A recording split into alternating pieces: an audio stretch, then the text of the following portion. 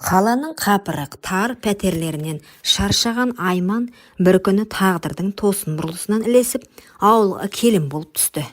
Оны бұл ауылға алып келген махаббат емес, өмірден қашу. Жалғыз шешесі ішіп кеткен, бауырлары өз тірлігімен. Өзі болса колледжді тастап, дүкенде сатушы болып жұмыс істеп жүрген. Бір күні Нұржан есімді қарапайым ауыл жігітімен танысады. Жігіттің жүрегі таза, ниеті түзу. Айманның аузынан шыққан әр сөзге шын сеніп, қаланың қызына үйленуді бақ деп түсінді. Нұржан оны алып қашқанда Айман қарсы болмады. Қайта қуанғандай болды. Ауылға келін болсам не, қалада жүріп не таптым деп өз-өзін жұбатты. Ол түскен үй ауылдың шетінде, ескілеу үй. Ішінде бір ғана адам, Сәбира апа. Көзі көрмейді, Құдай қосқан жары қайтыс болған, жалғыз ұлын үміт еткен. Үйдің тіршілігін естумен, сезумен, иіспен, үнмен танып үйренген сабырлы жан. Бисмиллах балам, келдің бе деп Сәбира апа келінді құшақтап жас балаша жылады. Айман алғашында бұл мейірімге шын жібегендей болды. Бәрін ұмытайын деп тырысты, бірақ үйдің тыныштығы, ауылдың жайбарақаттылығы, далада сиыр мөңіріп, тауық шақырып жүрген тыныш өмір оны ішінен қажыта бастады. Бір түрлі бұл жер тым тыныш, тым жабық деп іште құса бола бастады. Сәбира апа келінің ішкі толқынын сезсе де ештеңе демеді. Келінің аяқ алысы, ыдысты қояр дыбысы, таңғы шайды құйғандағы үнінен ақ оның көңіл күйін сезетін. Бірақ көзі көрмегендіктен ештеңе дәлелдей алмайтын. Бір күні үйге көрші Қанат кіріп келді. Үйленбеген, жасы 30-дан асқан, жұрт арасында тілі ащы, өзі салақ жігіт. Айманға бір түрлі көзбен қарағаны Сәбира апаға бірден сезілді. Бірақ дәлел жоқ. Қонаққа келдім жеңгем деп Қанат шай ішіп отырды. Иә, іш балам, деді Сәбира. Бірақ оның жүрегі бір түрлі дірілдеді. Айналада бір жамандық болу байқала бастағандай. Түнде Айман терезенің алдына шығып ұзақ тұрды. Қаланың жарығын сағынып, телефонның экранынан Турция, жұмыс айына 1 миллион екен. Бекер келіппін осы ауылға деп ойлап қалған еді. Сол түні Нұржан шахтаға жұмысқа кетіп, үйде тек келін мен енесі қалды. Түн тыныш. Бірақ Сәбира апа ұйықтай алмады. Кенет есік сықыр ете қалды. Біреудің аяғы сырғып басылды. Аузынан шыққан ыңырсыған дыбыс. Көз көрмесе де жүрек есі көрді. Сәбира апа ұйықтап жатыр деген еркек үні. Сәбира дір ете қалды. Қолын дірілдете жай ғана Құран оқи бастады. Сол сәт оның өміріндегі ең ұзақ, ең азапты түн еді. Ол ештеңе демеді. Ешкімге тіс жарып айтпады. Бірақ бұл алғашқы күні ғана еді. Ар жағы одан да сорақы. Айман таңертең тұрып ас үйге кіргенде Сәбира апа дастархан басында үнсіз отырған еді. Кешегі түндегі дыбыстар келінің түн ішінде жатын бөлмесінде біреудің кіріп шыққаны. Бейтаныс үн, ақырын сыбырлаған сөздер бәрі әлі құлағында жаңғырып тұрған. Бірақ ол соқыр, бәрін сезсе де көрмейтін. Айман апасына шай құйып үндеместен дастархан жайды. Бірақ қолы дірілдеді, көзінің астында көгерген із бар. Сәбира апа байқамай қалған жоқ. Қолынан ұстады, дірілдеп тұрғанын анық білді. Айман, балам, бәрі дұрыс па, деді жай ғана. Айман лезде жалтарды. Иә апа, түнде жай қорқып едім, терезе сықырлаған сияқты болды, деді. Сәбира үнсіз қалды. Оның ішіндегі түйсігі ешқашан жаңылмаған. Көршінің аяқ дыбысында, түрінің иісінде, тіпті шай ішкендегі сылдырынан ақ танып қойған. Бұл Қанат болатын, жетесіз, тәрбиесіз, іші қайнаған еркек. Жұрт сыртынан әйел таппай жүргенде мазақ қылатын. Бірақ Сәбира үндемеді. Айманға да Нұржанға да тіс жармады. Себебі дәлел жоқ. Жаны күйіп тұрса да көр соқыр, үнсіз қалуға мәжбүр.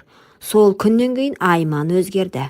Таңертең сиыр сауғанда, үй сыпырғанда, жуынды төккенде бәрі үнсіз, құлдық режимінде істейтін болды. Сәбираға шай құйғанда да көзіне тік қарамады, ұялатындай, қорқатындай. Қанат болса жиі келіп тұрды. Бірде жұмыртқа сұрады, бірде анасы үйде жоқ деп шайға кіріп кетті. Тағы бірде кір жаюға көмектескен болды. Бірақ Сәбира апа оны сезетін. Әр келген сайын жүрегі шымырлап, іші күйіп отыратын. Көзің жоқ болған соң бұл үйге көлеңкеде батыл кіреді екен ғой деп ойлады. Бір кеште Қанат пен Айман оңаша қалды. Нұржан шахтада, апасы бөлмесінде отырып намаз оқып отырған. Қанат Жәй басып кіріп келіп, жеңеше сағынып жүрмін кешегі түн деп жақындай түсті. Айман тоқта кет, Қанат деп сес көрсеткенсіді, бірақ дауыс дірілдеді. Қанат оның иығынан ұстап сүйрей бастағанда кенет Сәбираның дауысы естіді. Қанат тоқта, бұның арты жақсылыққа апармайды. Қанат селк ете қалды. Айман да шошып қалды. Екеуі де байқамапты. Апа есік алдында тұрған екен. Апа, мен деп Айман жылап жіберді. Сен үндеме, менің үйімде, менің көз алдымда, деп Сәбираның даусы жарықшақтанып қол дірілдеді. Сен көлеңке емес, шайтанның өзісің, Қанат. Жоғал бұл үйден. Қанат жыламсырап, кешіріңіз апа, мен деп сөзін бастай бергенде Сәбира қолмен жол жауып, таяғын көтеріп соғып жіберді. Қанат тайқып шығып кетті. Айман еденге тізерлеп отыра қалып жылады. Апа, мен кеткім келеді бұл үйден. Сәбира оның шашынан сипады. Бір сәт үнсіз қалды. Балам, менің көзім көрмейді, бірақ жүрегім соқыр емес. Сенің іштегі жараңды сезіп жүрмін. Бірақ бұл жол емес, бұл жол сенің құрдымға кетуің. Айман үнсіз жылады. Бірақ көзіндегі жас күнәнің емес, қорлықтың жасы еді. Ал ауыл ішінде сыбыр күшейіп жатқан. Жаңа келін неге үнсіз жүр? Көршінің көлеңкесі үйге жиі келіп жүр дейді ғой. Сәбира апаның үйінде бірдеңе бар. Сәбира найза секілді. Сыбыр найза секілді. Ешкім көрмегенді бәрі сезіп тұрады. Бірақ бұл енді бастамасы ғана еді. Ауылға сыбыр қатты, тіпті күннің аптап ыстығынан да күйдіріп жіберетін. Қай үйдің шәй үстінде, қай кемпірдің іші пысып отырып не айтқаны, Айман мен Сәбираның үйіне дейін жетіп тұратын. Жаңа келін тым сұлу екен, көз тимесін. Сұлулықпен істейсің, күйеу шақтыда жоқта біреулер келіп жүр дей ме екен. Енесі соқыр дейді ғой, үйде не болып жатса да сезбейді, көрмейді қалады екен ғой. Айман көшеге шықса болды, арқасынан күдікпен көз қарас қадалатын. Шашын өрмей бетіне опа жақпай қойды. Өзінше көрінбейін деді, бірақ көрінбеу күнәдан қорғана алмады. Нұржан соңғы күндері тым салмақты жүрді. Әдеттегі әзілі де жоқ, бірдеме сұраса да жауап қысқа. Сәбира ана жүрегімен бір нәрсе сезді, бірақ ұлына ештеңе дей алмады. Бірде, балам шаршадың ба? Жұмыстан кеш келіп жүрсің ғой. Жай апа, басым қатып жүр деді. Бірақ бұл шаршау емес, күмәннің жүгінен туған күйзеліс еді. Сол күндері Қанат көрінбей кеткен. Үйі де жабық, біреулер шет жаққа кетті десті. Енді бірі білінбей шапалақ жеген соң үйіне жатқызбай қойыпты деді. Қысқасы жұрт Қанаттың үйде болмағанда Айманмен байланыстырып жатты.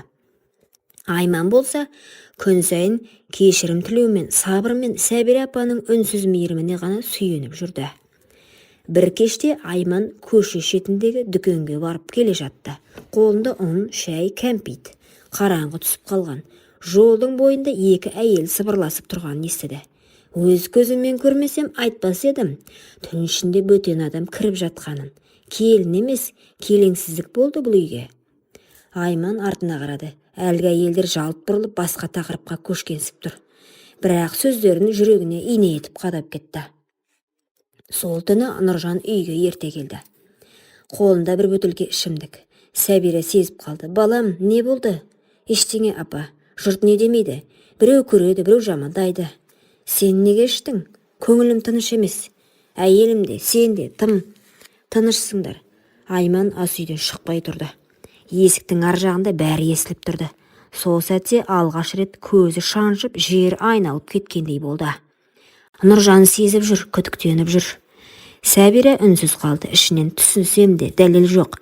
Айманды жамандауға хақым жоқ. Бірақ менің үйімде төбесіне көлеңке түсіп тұр, қалың ауыр көлеңке деді. Бірақ дәл осы түнде Айман өзі шешімге келді. Таң ата Сәбираның бөлмесіне келіп аяғына жығылды. Жылады. Апа, мен енді шыдай алмаймын. Мен күн сайын өліп барам, кешіріңіз. Бәрін бұзған өзім. Нұржанды да сіздің сеніміңізді де. Сәбира үнсіз, көзінен жас шықты. Келінін құшақтады. Бірақ ол жасты кешірім емес, тағдырдың тасқыны жуып жатты. Нұржан таңертең үйден шықпады. Әдетте тау жақтағы құрылысына кететін. Бұл жолы шай ішпестен сабырлы үнсіздіктен қабырға қарап отырды. Айман оның артынан келіп жүрегі кеудесіне шығып кетердей дүрсілдеп тұрды. Бір нәрсе айтқың келе ме деді Нұржан. Не туралы деді Айман даусы дірілдеп. Қанат туралы. Бұл атау Айман үшін суық қарудың ұшындай еді. Жанарын төмен сүріп үнсіз қалды. Үнсіздігі мойындау сияқты болды. Қанатпен не болғанын мен білмеймін деп ойлайсың ба? Нұржан, мен саған ең қиын кезде қол ұшын бердім. Сен менің анама қызыңдай боласың деп сендім. Сен менің әйелім едің, ал сен мені көрмеген, мені жоқ санаған адаммен жүрсің. Нұржанның көзіне жас іркіліп, жұдырығы дірілдей қалды. Үйде анам соқыр деп, сен бүкіл арды аттап өттің бе? Қай күні, қай сағатта сен сол есіктен Қанатты кіргіздің? Көзіме емес, жан дүниеме шөп салдың, Айман. Айман еңіреп жіберді, жылап жіберді. Бір кезде Сәбира апа таяғына сүйеніп бөлмеден шықты. Айман оның аяғына жығылды. Апа, өлсемді кешірім сұраймын. Мен адастым, кешіріңізші, кешіріңіз. Кешірім сөзбен емес, салдармен өлшенеді, деді бір кезде. Сен менің ұлымның арына қара жүкүйе жақтың. Бірақ бұл ауыр нәрсе, менің саңырау жан дүниеме күмән егіп кеттің. Осы сөзден кейін үйдің іші қара түнектей таптанш бола қалды. Осы кезде Қанат келді. Бет-аузы көгерген, ұят пен қорқыныш араласқан кейіппен тұр. Кешіріңіздер, мен де соқыр болдым, ұяттан, сабырдан, адамдық жолдан. Айман, сенің рұқсатың болған жоқ. Сен мені тоқтата алмағансың, бірақ мен өзімді де тоқтата алмадым. Нұржан орнынан атып тұрды, бірақ анасының таяғы қолына тиді. Жоқ, ұру оңай, кешіру ауыр. Бірақ менің ұлым қандай шешім шығарады, өзіңе аманат. Нұржан көзі жасаурап Қанатқа қарады. Көзінде ыза да, ашу да емес, тұңғиық күйреу бар еді. Сен менің әйелімді емес, адамгершілігімді ұрладың. Айман мені сатты, сені де. Мен сендерді сотқа бермеймін, бірақ өмір сендерді жазасыз қалдырмайды, деді. Қанат үнсіз басын иіп шығып кетті. Бұл күні Айман үйден кетті. Тек кетерде Сәбира апаның қолын сүйді. Апа, сіздің көзіңіз соқыр болғанмен жүрегіңіз көреген екен. Мен соқыр болған екенмін. Сәбира апа оның маңдайынан сипады. Қайда жүрсең де ардың даусын тыңда. Ал Қанат жоғалып кетті. Ауылдан да, аймақтан да ешкім қайда кеткенін білмейді. Көршісі кейінірек өзіне қол жұмсапты деген сыбыр таратады. Бірақ нақты деректер жоқ. Айманмен қарым-қатынасын елге ұмыта қоймаса да, ер адам болған үшін көп сын ести қоймады. Айман өзінен үміт үзе бастағанда бір мекемеге жұмыс сұрап барды. Үлкен супермаркет. Аты жөніңіз? Айман Нұрлыбек қызы. Ауылдан келгенсіз бе? Қай жақ? Қосбұлақ. Бір сәт, сіз осы бір келін туралы естідік. Кешіріңіз, бізге ондай адам керек емес, деді. Тағы да үміт үзіліп, есік жабылды. Ең соңғы өзі қорадағы сиырларының көңін тазалаған күндеріне зар боп қалды. Себебі ол кезде тым құрыса шай ішіп көлеңкеде демала алатын еді. Нұржан Айманды көп ойлап жүрді. Кешіргісі келді, бірақ жүрегі тас. Жоқ, кешіре алмаймын, ол мені анамның көзінше қорлады, деді ақыры. Содан бері Айман жалғыз, күйеуі жоқ, бала да көтермеген еді. Тек өкініш, ұялу және кешірілмеген күнәнің салмағы. Құрметті оқырман, өмірден алынған шынайы оқиғаларды тыңдағыңыз келсе, менің арнама тіркеліп, лайк, комментарий жазып қолдап кетіңіздер. Келесі кездескенше.